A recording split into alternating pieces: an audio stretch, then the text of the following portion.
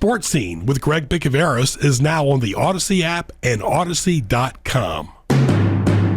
Now, it's time for Sports Scene with Greg Bicouvaris. Here's your host, Greg Bicouvaris. And welcome to Sports Scene with Greg Bicouvaris, a monthly podcast produced by GJB Productions and Marketing and Audacy. I want to thank our good friends at the Hogar Mexican Restaurant celebrating their 28th year of delicious Mexican food in Norfolk. It's a pleasure to join right now Lee Martin. He has been at Kecoughtan, Bethel. He's now the athletic director for the Newport Youth School System. We've had him on Sports Highlights. We've had him on several games, including a recent game between Denby and Hampton basketball. A proud Denby graduate. Good to see you, my friend. Good morning, Greg. How are you, bud? Thanks for making the drive over. Not a problem. And that's not easy with the tunnel. No, it got me a little bit. Yeah, and sometimes, folks, as you know, if you drive over that tunnel, they're doing a lot of construction both ways. So this is how it's going to be the next several years. Let's get right to it. An excellent football season once again for a lot of Newport News teams. A lot of them did make the postseason. Yeah, Warwick and Menchville went to the regionals for Region 5B. Warwick had another good year, another strong showing, had a lot of aspirations, I think, to do well in the postseason. Menchville kind of snuck in there at the end. And then they had to see, I think they played Warwick in the first round. But anyway, it's a tough matchup. But so to having two schools, Denby actually showed a little bit of improvement this year. Woodside, with their transitioning coaches, had a little bit of a step down, but I think they've got that situation corrected. So I think there's a lot of good things going on with the football programs right now. And Heritage made the postseason. I don't want to leave them out because I actually went to a couple that they went all the way to the regional championship game, I believe, and they played Lafayette. Tough game out at Warner. So yeah, Scott Woodleaf's done a good job with them. So it's a good season. He really has. He took over during the COVID time too, and he went to Kecoughtan himself. So it's really nice to see people keeping it in house as well. We'll switch over to basketball. Once again, Menchville, Woodside, the cream of the crop in girls and boys. Yeah, both of them going in with the number one seed for Region 5B. The semifinals are today, so both of them have the opportunity to qualify for the state tournament today. So win or lose Friday, if they take care of business today, they'll qualify for the state tournament, which will start next Tuesday. Right, we're talking to Lee Martin. He's the athletic director for the Newport Youth School System. My longtime neighbor was Dick Tyson, of course, and Wayne Begore, a lot of great legacy. Gary Sylvie was involved, and Gary, of course, the late Gary Sylvie, was at Denby for a long time. Yeah, when I played at Denby, I was at Denby from 83 to 87. He was our athletic director. And then Dick Tyson certified me to teach driver education. So I've got a long history with those guys too. Yeah, and we still see Belinda Langston. Belinda still does some things for us at Todd Stadium. Absolutely. Keep her busy. Very good. Talking to Lee Martin. And Lee, so much has changed in athletics. Let's talk about college and trickle way down. You've always had transfers, especially in basketball. Junior college transfers would go one to a school. But now with the NIL and transfer in college football and basketball, football is even tougher because there's so many players and scholarships involved. It's really difficult because to know who's on one team to the next year because it's a total change yearly. Yeah, there's nothing that really holds, at the college level, holds kids to their universities anymore. The transfer portal is funny. You know, the transfer portal, I mean, you see high school folks using the term transfer portal like it's a real thing at the high schools now. I mean, I think they see what's happening in college. If you're not happy, you don't like the coach or whatever the reason is, you can just go transfer to another school. Yeah, you would see even back in our day, I went to Ferguson, you went to Denby, somebody would transfer, there'd be a forfeit of a game or something like that. But now it's an everyday occurrence, but where's the loyalty at? I was a proud Ferguson graduate. I played tennis there for 4 years. You played basketball. You played a lot of sports growing up as a kid like we all did. There's got to be loyalty in your school. To go from Woodside to Phoebus is a long-distance trip almost, or vice versa. I'm just using that as an example. Where is the loyalty is what it comes down to, because really the same college coaches will see you no matter what school you go to. It's sort of it's the new generation. I don't know if I blame AAU and how that's risen over the last 20 years. Parents can find an AAU program that fits their child. If they don't like this coach, they go put him in another program. It's just sort of the atmosphere now. The loyalty, I mean, for us, it was mean, some of us, went through tough times, playing time issues, but your team was like your family. I mean, you went through middle school with them. I mean, the only big transfer that I remember was Troy Wright going from Menchville to Denby and then back to Menchville. That just didn't happen back in the 80s. And I still don't really know why he did that, but that whole thing, what you said is exactly right, because it would have contradicted the whole Coach K reunion.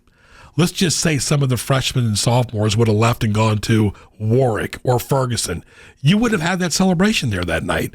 Or a lot of the players would have followed that routine and that effect of going from one Newport News school, let's say, to a Hampton school, to Lafayette back then, or anywhere else. Yeah, I mean, it's when Kay came in, it was 85, I believe. It was my sophomore year when he got to Denby, 84, 85. We had a heavy senior class, and then we had a young group. So he had to finish up with one group and then groom, the younger guys to come up. And transferring wasn't. I mean, I don't remember anyone even mentioning I'm going to go to Menchville or I'm going to go to Warwick. And truth be told, I mean, going into my senior year was Ben Moore's first year at Warwick. Now, he was our JV coach at Denby, and I can't say I was close. I can't say that I wasn't close, I should say, to considering going over, because I knew I was going to be his starting point guard at Warwick.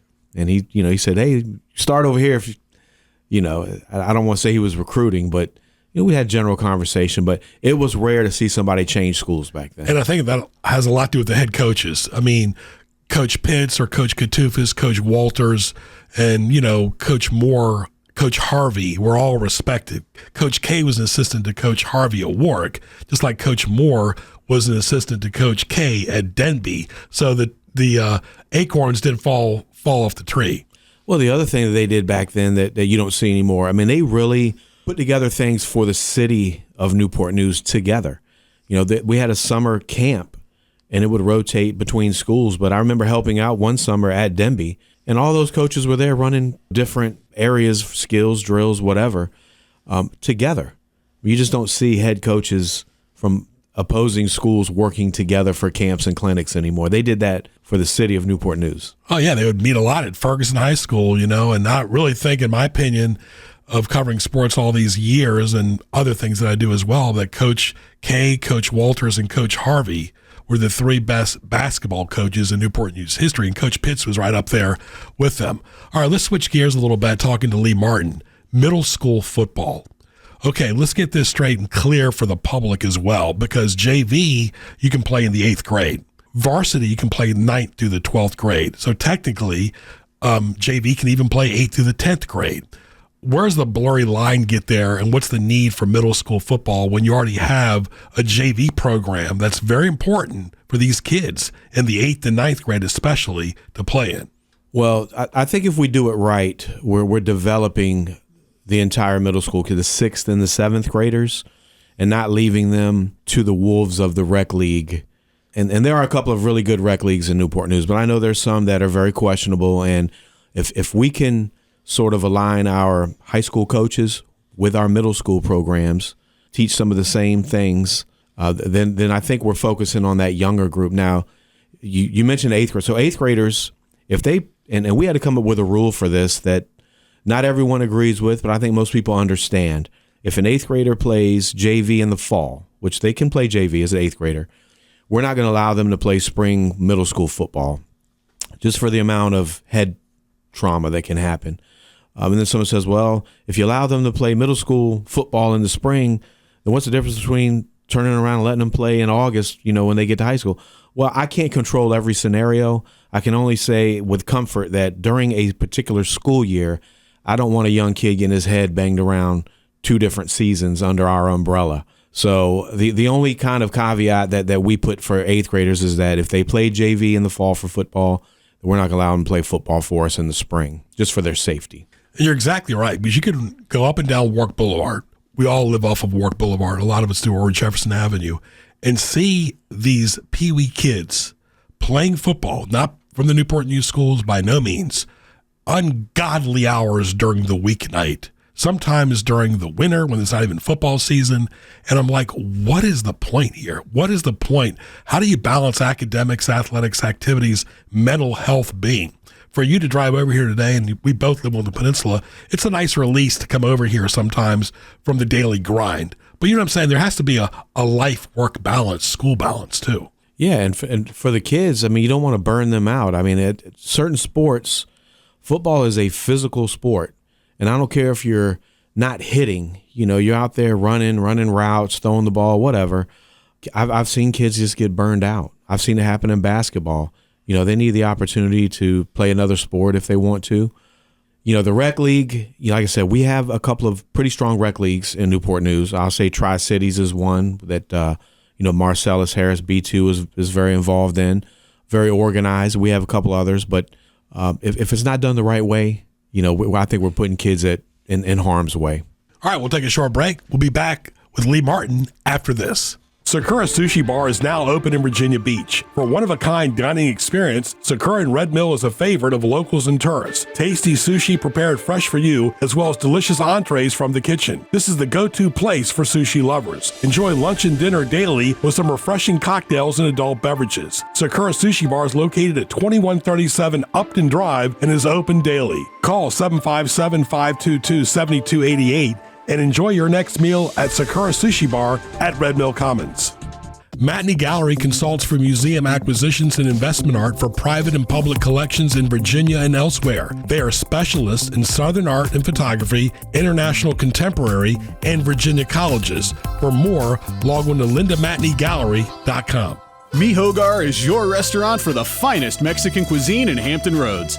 At Mi Hogar, everything is prepared fresh in a casual and comfortable atmosphere. Enjoy traditional favorites such as quesadillas, tacos, burritos, and fajitas, as well as refreshing beverages. Mi Hogar is located at 4201 Granby Street and is a tradition in Norfolk.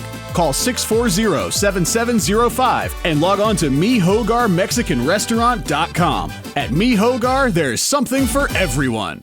Outback Steakhouse in Kempsville and Virginia Beach, open daily for lunch and dinner. Mike and the staff will take good care of you. Burgers, steaks, salads, appetizers, desserts, and much more. Great atmosphere, a nice bar, spacious dining room. 1255 Fordham Drive in Virginia Beach. At Mi Hogar Restaurant in Norfolk, they have Mexican pozole, chicken or pork soup. It is delicious at Mi Hogar. Thank you for listening to Sports Scene. Always great to connect. At Greg Bic on YouTube. That's GREGBIC. Subscribe. Also Greg Bic on Twitter as well. For more, go to gjbtv.com, hrsmhof.com, and hamptonroadsonlinemall.com. Also connect with me on LinkedIn, Greg Bicouvaris, and also Facebook, Greg Bicouvaris as well. Sports Scene with Greg Bicouvaris is on the Audacy app and Audacy.com. Thank you. Back with Lee Martin from the Newport News Public Schools. This is Sports Scene with Greg Bicouvaris, a monthly podcast produced by GJBTV.com and the good folks at Audacy and wherever you get your podcasts, like Amazon Music, Spotify, and so many other places. Lee, let's talk about it. What a grind it is during the football season. I mean, basically you and Christy and Phillip, a 3-man/woman staff, are doing a lot of work, taken away from your family time, your personal time. It's night, it's cold, it's difficult when it starts becoming late October, November. Yeah, Newport News is, we're similar to Hampton. Maybe Norfolk has a little bit. Granby and Maury share Powhatan, but we're talking about, it's not a city-owned stadium. Darling and Hampton is city-owned. Todd Stadium is public school-owned, but still, it's the same idea. One stadium, all 5 high schools share it. So all of their home games, out-of-district home games come through there. We have middle school track at Todd Stadium in the fall also, which are on Mondays and Wednesdays for the month of September.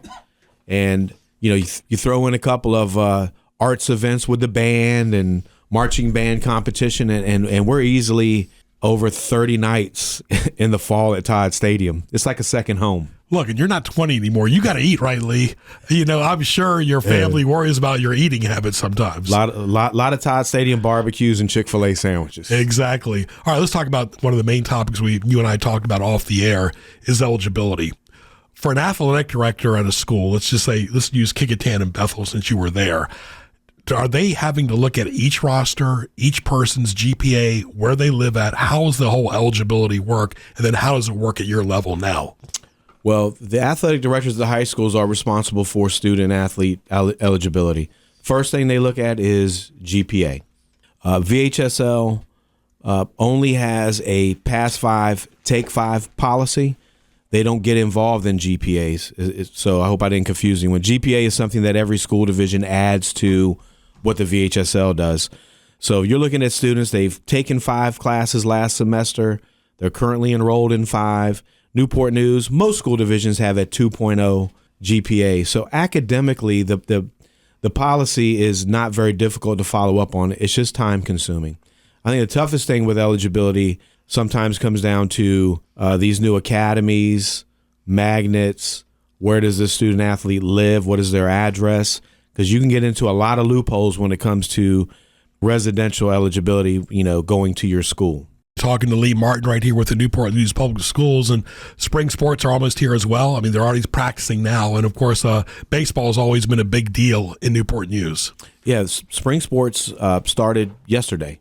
Baseball, softball, soccer, tennis, which you were spring athletes, so baseball. Woodside, Menchville has been a strong baseball program for years. Their softball program has been pretty tough. Woodside has a state championship in softball, actually. So we're excited about spring sports, too. We'd love to see a couple of our soccer teams kind of go deep. It's tough to compete with some of the beach schools in some of those sports. The Newport News schools play at a neutral site, so does Hampton and Darling Stadium. Gloucester has their own place.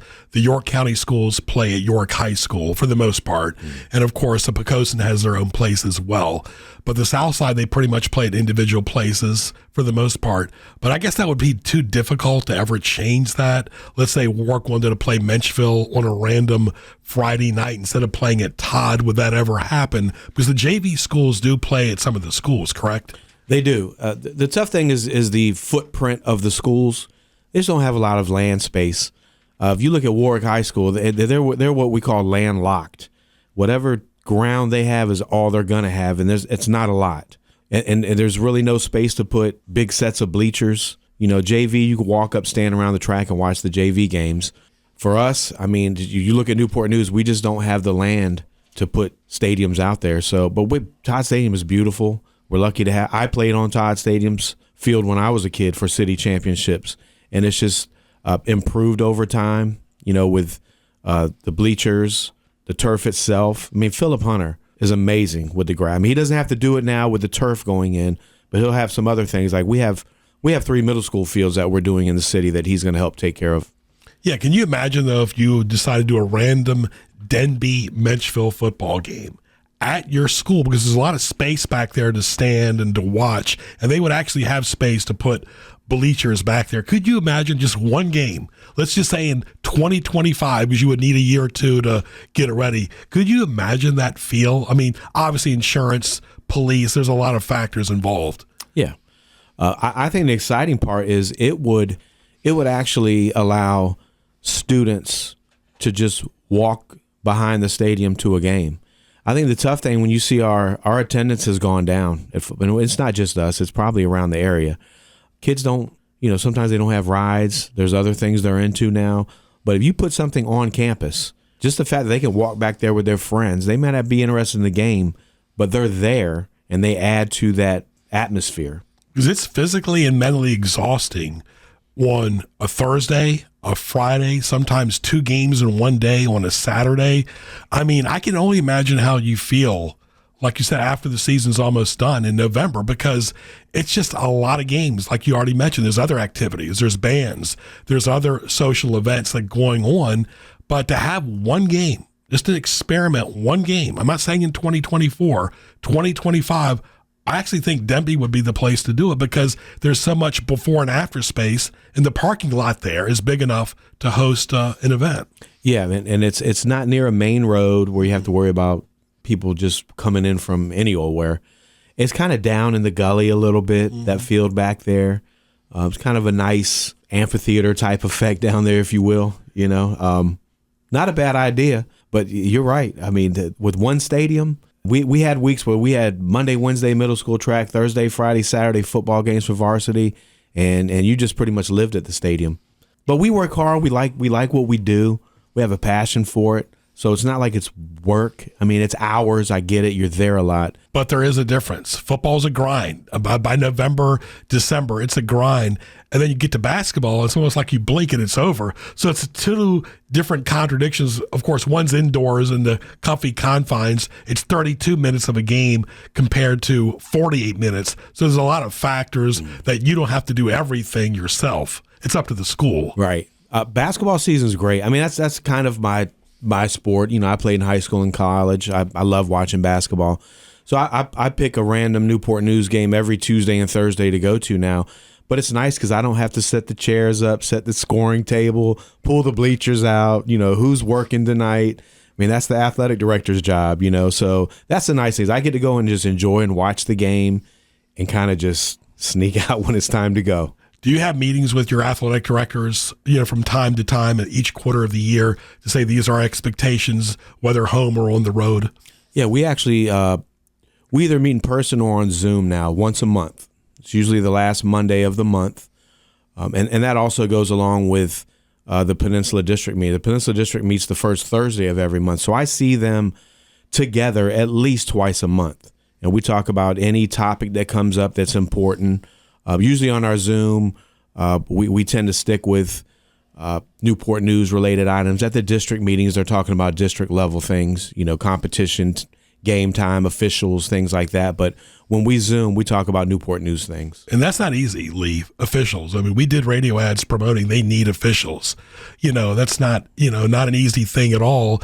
And are there too many divisions like in football? 3, 4, 5, 6. Nobody would have ever made the postseason going 0-10 or 1-9. There's got to be some pride, just like you can't graduate from high school getting all D's and F's. Yeah, I don't want to sound like that old guy that came from the old guard, but you know, back when I came, the Eastern Region playoffs, I mean, it was the best of the best. It was the top 2 teams from every district in our area. You know, now, I mean, you can get almost every team from every district is going to regionals. You know, some regions take all in. I mean, some are taking 9 or 8 out of 10. So most of the particular region is going to regional playoffs. So I don't know. It's lost some of the luster for me to watch a regional game. It's exciting. I mean, I saw a couple of good basketball games at Hampton High School last night. Churchland and Smithfield was good. Denby played Hampton pretty tough. You know, but there was a time when, you know, some of those teams would have not made regionals back in the day. You know, so I think the level of play, it's just hard. We got 6 classes. I mean, everyone's in the regionals now. Lee, all the best to you and your family. Appreciate you coming on. We'll have to do it over the phone sometime in the future, too. And all the best to you and the Newport News schools. Thanks, Greg. We appreciate it always. Very good. Lee Martin right there, the athletic director from the Newport News Public Schools, on the podcast for February right here. Stay tuned. Raising Cane's Chicken Fingers, open in Yorktown. Go by and see Paul and his wonderful staff. High-quality chicken fingers, fries, coleslaw, Texas toast. It is delicious. The great chicken sandwich, cane sauce, a kid's menu, refreshing beverages, tailgates. They've got it all. Follow Raising Cane's Chicken Fingers on social media. They are open daily. This segment is brought to you by Linda Matney Art Gallery. Go by and see John Lee Matney and the great staff right there, where art comes alive in Williamsburg. Always great exhibits, great shows, excellent website as well, lindamatneygallery.com. Give them a call at 757-675-6627. And of course, they are on Facebook, Linda Matney Gallery. Fine art, exquisite art. Don't let art vanish in Williamsburg. Right there at Linda Matney Art Gallery, the premier art gallery in Hampton Roads in Virginia, is the Linda Matney Art Gallery. They are on social media. Buffalo Wild Wings in Newport News. Great lunch and dinner, late night at Buffalo Wild Wings. Delicious food, wings, appetizers, beverages, all the games on TV. Open 7 days a week. Like Buffalo Wild Wings on Facebook. Friendly and hardworking staff. Jefferson Avenue in Newport News by Patrick Henry Mall. Sakura Japanese Restaurant in Chesapeake is your destination for excellent Japanese food, featuring fresh sushi and hot dishes prepared in the kitchen for lunch and dinner. Sakura is located at 1437 Sam's Drive at the Walmart Way Crossing. Oh Yummy Sushi is at the Renaissance Place at 401 North Great Neck Road in Virginia Beach. Both Sakura in Chesapeake and Oh Yummy Sushi in Virginia Beach are available with DoorDash, Uber Eats, Grubhub, and Pickup. Tasty Japanese food the way you want it is at Sakura and Oh Yummy Sushi. So, what's Greg's problem? I'm very mad! God, I'm so mad right now! I know you're mad. I know you're upset. It's time for What Tees Greg Off. All right, what teased me off? Always a fun segment. Ken trying to open up ketchup, mayonnaise, or mustard packets, and then they squirt everywhere. It's like you got to be a neurosurgeon to open those damn things. Reactive people when only they need something. Oh, and then when you need something, can't be found. They're silent. Trying to avoid thorns when walking or hiking. I have permanent scars from thorns. When you have a meeting with an owner or manager and think that their time is more valuable than yours, and they say speed it up. That's kind of rude, too. Yeah, kind of like your number two. Kind of related to that. Selfishness. Great ideas. The better the idea, the less likely you are to write it down. You think, I'll never forget this. 10 minutes later, what happens? You forget. You don't even remember you had an idea. Let me see. Spell check. It used to be that if somebody wrote something with atrocious grammar, you would look at it and go, wow, that guy is really dumb. But now, anybody can look like an idiot. Spell check is technology that makes dumb people look smart and smart people look dumb. Those are my two. Exactly. All right, Kenny, thank you. That's what teased me off. And welcome back to our February segment right here of Sports Team with Greg Bicouvaris, our monthly featured guest, George McClain from the Marksman. George, how are you? Doing very well, Greg. Let me start off with a little humorous note. It seems like at night I'm seeing packs and packs of deers everywhere. Kind of that time of the year. Got to roll out in people's yards and crossing streets and highways, and they're out there. Of course, you can't touch them. You can only look at them, but bright lights do work as well. Well, of course, a few weeks ago, right after the Super Bowl, there was a shooting at a parade, George. It's really odd, but when you get so many people, I don't think they were trying to shoot at necessarily anybody in the crowd, but it did happen. It sounded like it was just a fight between people, and of course, stray bullets can go anywhere. But regardless of the matter, when you start getting huge crowds like that, usually good things don't happen. Very true. That type of incident that happened there applies to all of us who carry for self-defense. And this was not a self-defense deal. This was an anger, just poor anger management. We teach in our concealed classes. Once you squeeze that trigger and that firearm discharges, you are responsible for that bullet and everything it does. So. We teach, be aware of your target and what's beyond, and this gets into some of the semantics of proper ammunition in the firearm. You don't want to over penetrate. This was a big thing about the 10 millimeter caliber, is that it could do that. That's not what these people were using, but the things that's got to be considered when you're carrying for self-defense is that your target and what's beyond. And that's exactly what happened in this particular instance. Again, anger getting out of hand and someone shooting at someone because it's anger, which was an illegal incident to even start with. But you're right, stray bullets, where those bullets go, there's like 22 other people injured just because you had an issue with this one person that you decided you were going to take the deadly force action upon this individual. And you wind up killing not only that individual, but somebody else, and then injuring 22 other people in the process. That's just asinine. Yeah, it totally disrupted the event, totally superseded the entire day. And of course, that's exactly right. Whether a person who's got a DUI and is driving, which I have zero respect for people that get DUI, zero. They should never be driving, in my opinion. And or a person that wants to drive a car through a building or a house or drive the car off of a mountain, whatever. It's not the vehicle, it's not the method, it's the person making the decision to do what they're doing. It's not the gun, it's not the car, it's not the knife, it's the person picking it up. That's the issue. Well, that's exactly right, and that's what we've been preaching for years and years. All these gun haters. Well, it's the gun causing the problem. No, it's not. Put a loaded firearm on the mantle above my fireplace at my house, and leave it there for 20 years. And if I go back 20 years later and check it, guess what? If no one has messed with it, it's still going to be loaded, ready to fire, but it didn't fire by itself. You've heard these stories about a guy said left a shotgun on his rocking chair. And goes to the store and he comes back and, that gun hadn't shot anybody, hadn't done anything. It's not the gun. It's the person that's controlling it. Like if it's, a knife, or if you've got pepper spray, that's taken down to something, less, non-lethal, and you spray somebody. Well, depending on which way the wind's blowing and what your aim's like, you're probably, if it's in a crowd, you're going to be affecting other people. And everyone needs to be aware of that. So, again, it's not the weapon used, it's the person using the weapon that's causing all of the problems. And that weapon can be anything. The Marksman Firearms Training Center and Indoor Shooting Range, absolutely excellent store, 520 Industrial Park Drive in Newport News, open Monday through Saturday and select Sundays at 757-872-4130. What's been new at the Marksman in the month of February? Well, we're easing back into Sunday openings. So we're in, like you say, selected Sundays, where it's typically the first and the third Sunday. We'll open at noon on those first and thirds. Keep an eye on our Facebook page. Any changes and that schedule, that'll be the first place that it gets posted. You can go ahead and call in. Obviously, if no one answers the phone, that's what you got, one of the Sundays that we're not open. But right now, it's the first and the third Sundays, opening from noon until 6. And you still have military Mondays and first responder Fridays. And as you know, George, new military is always coming to Hampton Roads every day.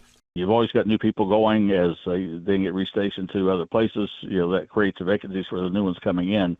So yeah, it's always newbies for as far as the military goes. So it's getting them back in, letting them know that we have the discounts, what we have available, and it's been received very well.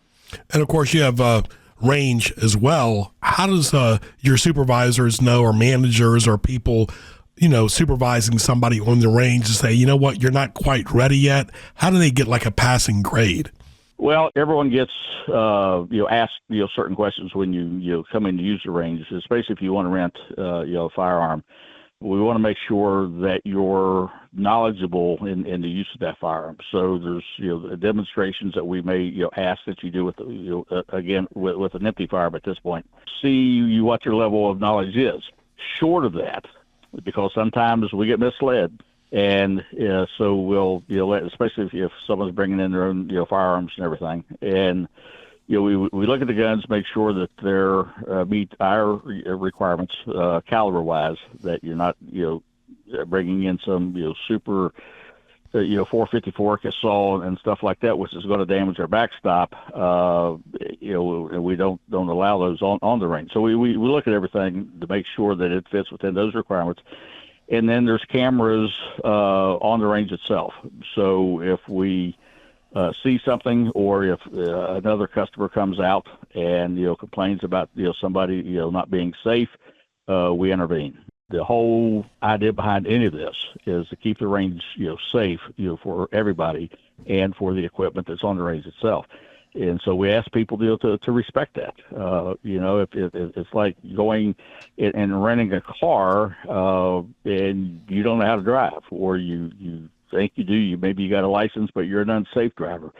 And if we get reports, I'm sure if any of the car rental agencies got a report of that, or they have the police call on someone for reckless driving, kind of a deal, and that they find out about it, they're probably going to reject that contract. And if you read the contract, when you're in a car, it's probably something in there to that effect. So, safety is the name of the game, and then protecting our environment and equipment that we have, again, from a safety standpoint. So we just ask, customers to respect that, when you come in, and walk in like you're walking into a guest's, home, which during business hours that is for our employees, and just be respectful. That doesn't take a lot of effort. Just be respectful. Like the Marksman Firearms Training Center and Indoor Shooting Range on Facebook, Greg Bicouvaris along with George McClain, final moment or two right here. And you're exactly right. People need to respect other people's property. That's not their house when they're walking in. Yes, they're a distinguished guest, but if they don't act right, manners-wise, verbally, respect the accessories and the people around them, they're doing no good to anybody. Well, that's very true. It doesn't shine a very good light on themselves. So it's kind of like, treat the old, rule of thumb that we have, the golden rule is, treat people the way you want to be treated. So, if you wouldn't respect someone walking into your house and disrespecting you or your furnishings and tearing up stuff and not being safe, you probably ask them to leave. And this is, kind of that same deal. So we just ask, people be respectful. And most, this is not a big complaint, because 99+% of our customers are just that. They are respectful. They know the rules. They're safe. They know how to operate that firearm to where the person in the lane beside of them doesn't have to have fear because you've got somebody next door that doesn't know how to use the firearm, or they're fanning everybody. They got a loaded firearm and they're not keeping it pointed down range.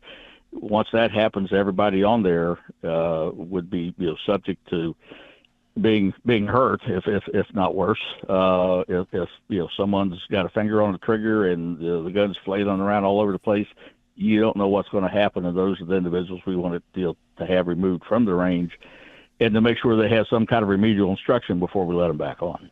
George, all the best to you and your great staff, the Marksmen, and we look forward to talking to you in March. All right, Greg, you take care. Be safe out there. You too. George McClain from the Marksmen and Newport News. Stay tuned. I want to thank our guests today, Lee Martin and George McClain. For more, log on to gjbtv.com. Click the YouTube link. Sports Scene with Greg Bicouvaris is a podcast produced by Audacy each month. For Ken Carson, I'm Greg Bicouvaris. We'll talk to you soon.